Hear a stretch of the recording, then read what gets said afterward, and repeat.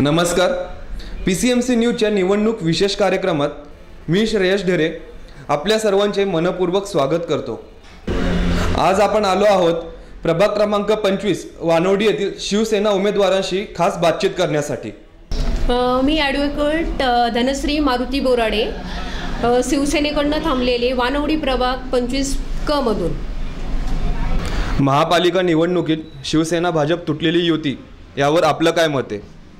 यामुळे नक्कीच शिवसेनेला फायदा झालेला आहे आणि शिवसेना कशी घराघरामध्ये पोहोचलेली सगळ्यांच्या हे आणि मेन महाराष्ट्राचा जो पाया जो आहे तो शिवसेनेचाच आहे. वानवडी गावातील प्रश्न अजूनही वीज, पाणी, रस्ते ह्या भोवती फिरतायत, तर याचं काय कारण असेल असं आपल्याला वाटतं? नाही, मेन इथं जो प्रॉब्लेम होतोय, मेन ट्रॅफिकचा प्रॉब्लेम होतोय.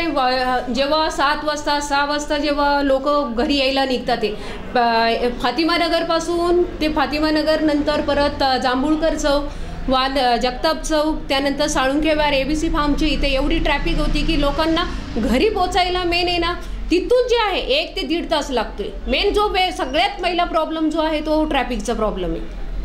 आणि रस्ते तर रस्तेचं आहेच आहे, पण तरी ते एवढं काही नाही, पण ट्रॅफिक मेन प्रॉब्लेम झालेलं आहे.